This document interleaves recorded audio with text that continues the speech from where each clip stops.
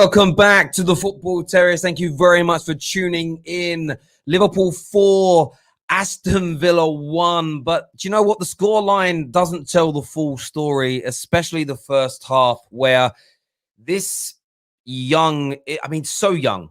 I was reading reports earlier that some of these Villa players, due to their age and inability to travel, were dropped off to the stadium tonight by parents. And what a brilliant first half performance they put in against the best team in England and one of the very best teams in Europe. To go in at halftime at 1-1, I think was an absolute sensational achievement from Villa's point of view and for those young men. The goal from, I think, Louie Barry was an excellent goal as well. The way Louie Barry, the way they were able to play around the way that ball was played around the back line, the poise in finishing it was excellent, and you could see on Jurgen Klopp's face just the sheer embarrassment, to be held at halftime by the third team, maybe even the fourth team. I'm just having to update something here. I'm very sorry. It was just absolutely brilliant from them. Liverpool, of course, came out in the second half, by far the dominant team. They bring on Thiago, which in itself is just, it demonstrates. I know Thiago needs minutes, and maybe that was always part of the plan. The team really turned it on from there. You saw the exhaustion creep in to these young players, 55, 60 minutes on the clock, and then 4 very, very quick goals. I think it was actually 3 goals, in the space of 5 minutes, ended this as a contest in any way, shape, or form. And listen, congratulations to Liverpool. They're through to the next round. They had to get the job done. But the first half is very much, for me, the big talking point here. The first half here is very much what needs to be focused on. A comment here says, come on, Terry. What about Liverpool's under-18s playing against Villa in the League Cup? The only way... Listen. That wasn't the set tonight. Was something was forced upon Aston Villa at the very last minute. That was a choice that Liverpool Football Club made in terms of who and what they were going to have available for that game. And that isn't the point. Villa's first team isn't even in the top 10 teams in England. Last season wasn't even in the top 15 teams in England, let alone one of the top 2 teams in Europe. And to have a bunch of 16, 17, and 18-year-olds play so well, I think it deserves credit here. I think that first half performance from these exceedingly young men with no first team experience at all, no senior pros on the bench to come on and help them, in an environment that was so unnatural, for me, I think deserves tremendous credit. And you can tell that Jurgen Klopp was embarrassed by that first half performance. His facial expressions, his frustration, his annoyance. There was a rocket sent up the backside of those Liverpool players. And of course, you came out on top, deserved winners in the end. Of course, you scored more goals. But some of the celebrations I've seen from some Liverpool fans, I think, are a little bit over the top. We had a super chat from Philip who said, a win's a win, Terry, even if it's the under-18s. Bring on the 17th. Poor first half, great second half. Some cracks are definitely showing. Do you know what I would say about, you say great second half? For me, beyond, this isn't like beating even a championship team. This Aston Villa team at this age, I think, would struggle to win 10 games in the League One throughout the course of the season. Their age, I'm talking about, their physicality, their experience. So I wouldn't be celebrating anything too much here, Liverpool. What I will say is that your defense was opened up by a bunch of 16 and 17-year-olds. If you defend to that with that poorness against Man United on the 17th, you could be opened up. There's no doubt about that. Super chat here from Ruth says, Villa stopped playing at half-time. They needed to concentrate on revisions for their GCSEs. That's funny, Ruth. That is actually quite funny. I like that. Hamid here says, I'm so worried. We couldn't break down a low block of 17, 18-year-olds. Now it still looks like we're not signing a centre-back. How are we going to beat Man United next week? Listen, you'll step up for the Man United game. No shadow of a doubt. You'll step up. You'll be more controlled. You'll be more poised. You'll be up for that game. But I do hear you. You scored an early goal and didn't break them down for the rest of that first half. They equalized. The difference in the two teams in the second half, put the class aside, was stamina. They just looked done. And once you scored your fourth goal, you took your foot off the gas again. That was clear. That was obvious to see. I think there come a point where you didn't want to overly embarrass and destroy these young players, which I think was very commendable from Klopp and from Aston Villa. But in the first half, you were trying, and I saw on the socials, I saw in the group chats, Liverpool fans becoming massively frustrated, hugely frustrated with their performance in that first half. This is a massive in their career. For some players, this is massive. This is a massive goal for their career. I mean, do you mean Louie Barry? I mean, Louie Barry's goal was so well taken. The one thing that will stand out from that is his composure. When he went through on goal, there was part of me thinking he's going to miss. Not because I wanted him to, but the pressure. They played against almost the very best Liverpool team possible tonight, barring a couple of players. And even if it was Liverpool's second string, they're seasoned pros. Such a great performance from these young men. It really, really was. Really was good to see from them. A comment here from Jason says, credit where credit is due. Villa played well. We're going to struggle against Man United. Think the front three should be rethought. Can't just be given the first team spot because of who they are. I would drop Mo Salah. Mo Salah's the interesting one. So he's been the best goal scorer this year. But do you think he's holding the attack back, Jason? I'd really love your views and your opinion on that. A comment here from Kev Wilson that says that was embarrassing for Liverpool. Shameful. Again, I don't know if shameful would be the right word. Maybe shameful is slightly over the top. But yeah, it's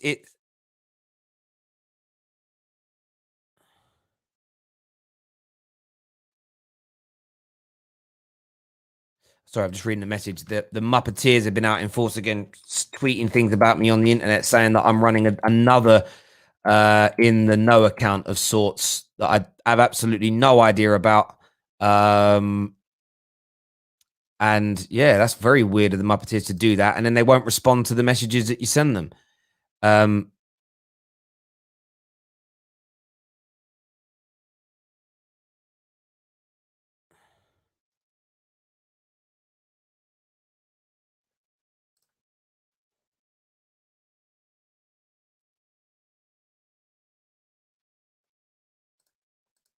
Yeah, very, very weird that they're doing that. But that's weird people for you. Anyway, sorry, I'll get distracted. We're going to try and get some of the panel on in a moment. Not too sure where any of them are. They've definitely got the link.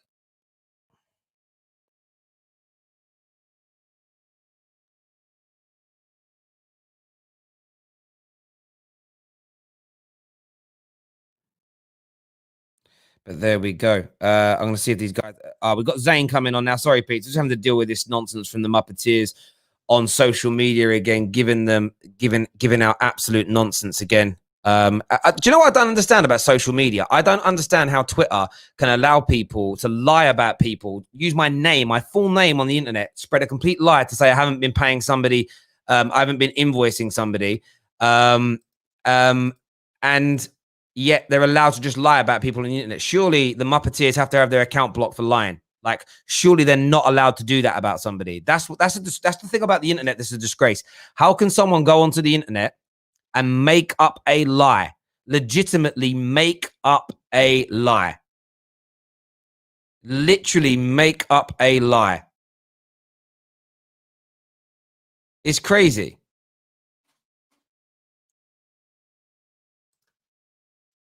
Absolutely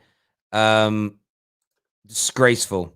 Absolutely disgraceful from social media platforms for even allowing that to happen. Absolutely disgrace. Just allowed to. And do you know the worst bit is about these people, the United Muppeteers? I've never had any interaction with them. They've had interaction with the In the Know account. And because Draw Devil and Mark Goldbridge told the world that it was me, they targeted me because of that. I've never had any interactions with them. So they've interacted with an In the Know account that Mark Goldbridge and Draw Devil told the world was me. So they've now targeted me because of that. I've reported it. We had all those weird United accounts, United Alleys and all them mugs, reported all of them for spreading my name. Social media didn't do a thing about it. I had my account blocked on social media because I called Ed Woodward a bad name. Can you imagine it? These men are actually out here spreading lies about people, damaging people's mental health. And yet nothing is done about it. And anyone that supports and follows these accounts, you're a disgrace. Delete yourself from my channel. I want nothing to do with you. Absolute scumbags, every last one of you. Simple and as straightforward as that. Simple and as straightforward about that.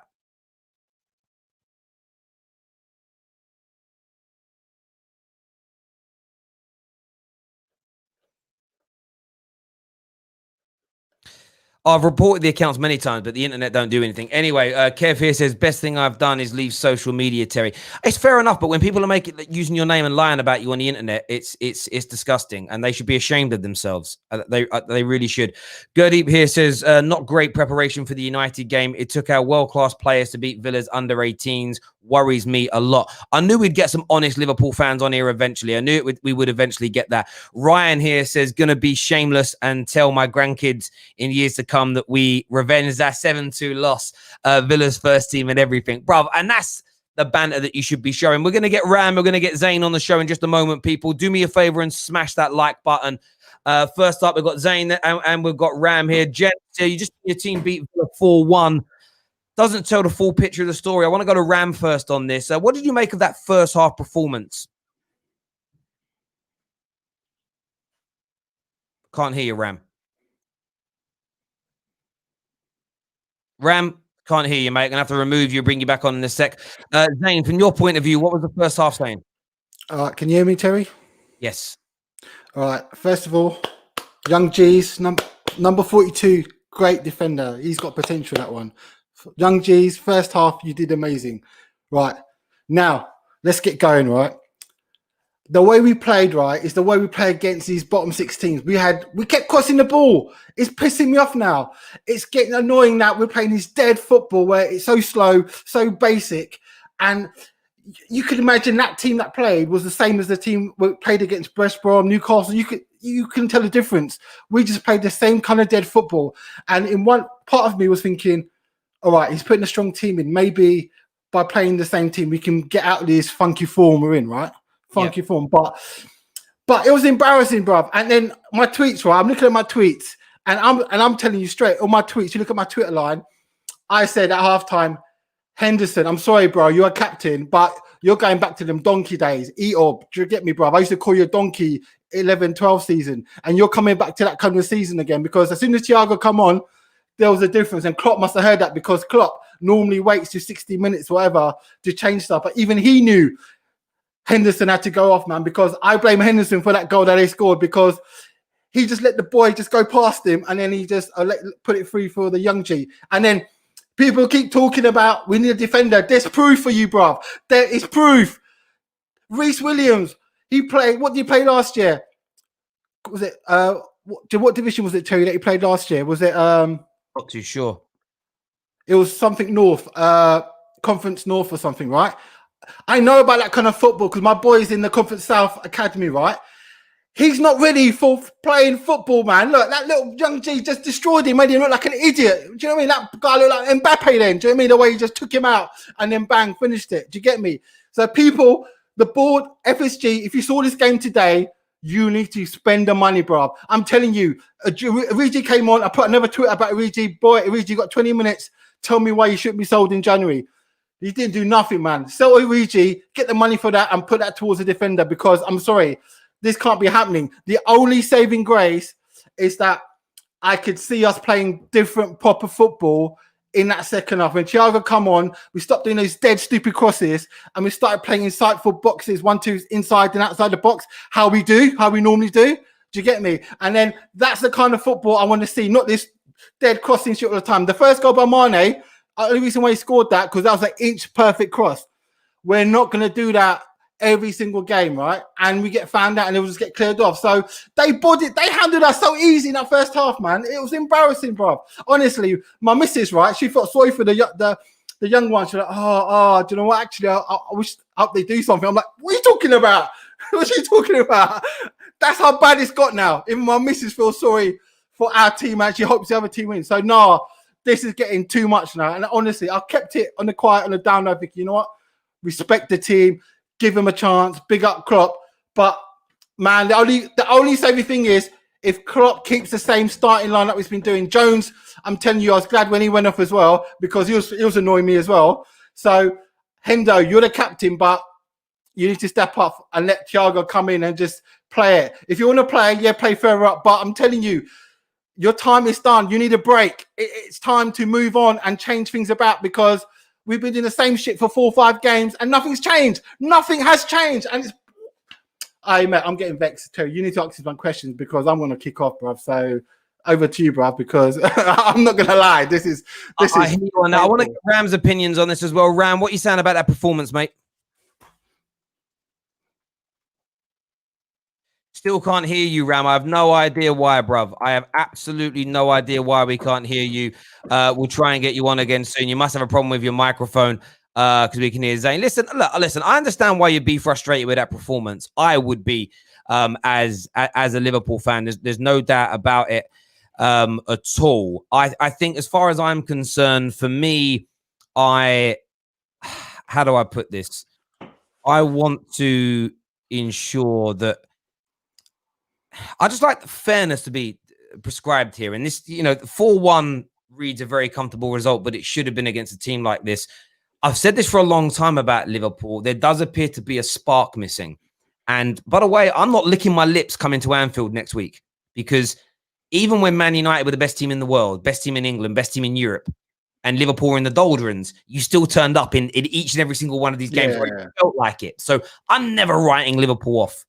But for me, in that whole first half, I'm watching the game, and you're moving. When you had the ball in your half, just inside their box, it was comfortable. As soon as you went near their box, I'm thinking, how is this team not breaking down 16 and 17-year-olds? It was put on exactly. And you mentioned Henderson. I was watching him, and I'm thinking to myself, maybe it was lackadaisical. And then you think, actually, I think that's wrong of me. Because from my point of view, I sort of feel like, how do I put this? You've done this on too many occasions over the last 10, 11 months to say that there isn't an issue, there isn't a spark problem. And I don't think this is because Klopp's a bad manager. I don't think it's solely because the system's been found out. I think, how do I put this? I sort of feel like there's an element of complacency, an element of being found out, and an element of there just needs to be a refresh within the what's the word I'm looking for here? There needs to be a refresh within this squad, and it might take a year or two. You've been brilliant for 3 years as a collective, and you were building up to that before that. Most teams have a sell-by date of 3 or 4 years. It's pretty damn obvious as far as I'm concerned in relation to that. It is. Please don't stop. Play rubbish, Jones. Surely it's only going to be the new champ. It's going to be new champions this season. Do you know what's interesting? Watching, who was the young light? Was it Phillips or Williams tonight, the centre-back? Reece Williams. Reece Williams. See, when it comes to Reece Williams and Phillips, I can now understand why Jurgen Klopp played Henderson. Do you see what I'm saying? Yeah. All right, one thing I want to say too, right? Actually, there's 2 points. First thing, right? I want to, all these people that keep talking about Henderson and they were trying this Henderson stuff and all that kind of stuff, right? Now you can see the difference because he was too slow with the ball, kept passing around. And when he did try and do a pass, he kept giving the ball away. I don't want the stats on how many times he lost the ball. But when Thiago come on, there was a noticeable difference in the speed, the direction. Basically, Thiago was playing the ball in front of the players where Henderson was playing it slow. And the guys had to hold up, wait for the ball, and that allowed the opposition to get back in shape and be ready, right? And that's what's annoying me, right? Is the fact that because he's a captain, he's going to keep getting, do you know what I mean, chances. And it's a time where he needs to step up again because basically, like you said, he's gone a bit lackadaisical, whatever. Like, well, basically, yeah, we've won it all now, but. Brother, you need to get back into the team, fight for your place in the team, right? And another thing I want to say about, I see other fans and other channels, right? I'm just getting so annoyed, right? Seriously, it's just getting annoyed, right? They keep saying, oh, don't, it's the youth, you're playing against a youth team, play the reserves, all that kind of stuff. Brother, listen, we're playing dead at the moment. We need to play our best team and getting them back into form. So this is a kind of game where I was so happy Mane scored 2 goals because hopefully come on 17th, he's got his mojo back. These people, they don't know what they're talking about. Every professional player in their fucking life will never sit down a game. Do you know why they won't sit down a game? Because they got that fear. If someone else comes in and smashes a hat trick, they're out the team, bro. No professional player, no professional athlete will ever give up their spot, no matter how tired they feel, because they got that kind of fear. If you're true at your age, man, you're not going to allow a person to get in. Interesting about it as well. I don't know if the goals for Mane tonight are going to reinvigorate his form. I don't know if they're going to. And the reason I say that is that I do respect Liverpool a bit for it. They didn't really celebrate any of the goals they scored. Yeah. Because they're formalities. You can't, bro. Tonight was like, if Anthony Joshua got in the ring with Amir Khan and knocked him out, celebrate like he just knocked out Tyson Fury, it would be embarrassing. It's going to be interesting because, look, we can't rewrite history. If it was Villa's first team tonight and you performed anywhere near that level, you're lost. If you don't get out of this rut as a club, you're not retaining your Premier League title. Not because Man United are coming for 21, but because it does appear, in my opinion, beyond what I expected, City might look like they're coming back. And if City can get Aguero and keep him fit for the rest of the season, it's going to be hard. Liverpool need their spark back. They need their potency back. And the irony is, the defense is being opened up a bit more than usual without Van Dijk and Gomez. Best because we ain't got no defenders. Come, you saw it. You saw it now. But that isn't the only issue. That shouldn't impact the potency of your strikers. But there is an issue there as well. I've got a super chat from James that says, I'm a Liverpool fan, but I'll say it, Klopp cannot complain about fixture congestion after starting the 11 against kids. We were atrocious. We conceded to kids for F's sake. We need a centre-back. That I saw a lot of people, Klopp embarrassed by ex-Barcelona striker. Ryan, you know, I saw quite a lot. Thank you very much to Nuri for your membership there and becoming a legendary member of the Football Terrace. It means a great deal to me, my friend. I think for me, it's as simple and it's as straightforward as this. When it comes to the squad, it's very hard to keep moaning about fixture congestion and then play your first team in that game. I get that you want to try and keep people fresh and firing, but you had an opportunity tonight against kids to play 5 or 6 of your academy players surrounded by a bit of fringe and then have a thick bench, because I think you could make, was it 3 or 5 subs you could make up to tonight? I think 5, but yeah. So you can make 5 subs. So you have 5 first teamers, good players on the bench, play a handful of fringe players, your academy players. If you need your better individuals, you bring them on, but you rest up. It doesn't send a great message. It wasn't, if you were playing City tonight, if you were playing Arsenal, Chelsea, and you started your first team, I can understand it. But yeah, there's a lot of questions. I am starting to see more than ever, more and more Liverpool fans become. I'll tell you something, right, Terry. I'll tell you something, right. The reason why he played a strong team today, right, because he knows we're playing shit, right. He knows, and even at this morning when he found out, it's going to be the kids, in his mind, he's thinking, "Raw, my first team ain't firing. I need them to do something." So this is like a free hit where basically they get a bit of confidence, start striking the ball well, get a few goals. Doesn't matter how it happens. What's that adage about? It doesn't. If a striker's not on form, if it's his backside and goes in, suddenly he goes on a scoring streak for 5 games to score goals. It doesn't matter how it goes in that first goal and then he's on the form. No, mate, that's how worried Klopp is, bruv. That's how worried it is. I agree. And that first half, if you'd have blown them away in the first half and then had a quiet second half, there wouldn't be a conversation. Yeah, exactly. That's the way around it should have been. And by the way, I've seen my club in this situation before. I've seen us play League One, League Two teams and look awful. Remember in the LB? They're kids, bruv. These are kids. They get dropped up on their mum and dad. Do you get me? It's a madness. Bro, listen, I appreciate you coming on. Everyone who's tuned in, thank you. Do me a favor and smash the like button. We're back tomorrow with more content for you. Until then, take care. Goodbye. God bless. And we'll see you all again very, very soon.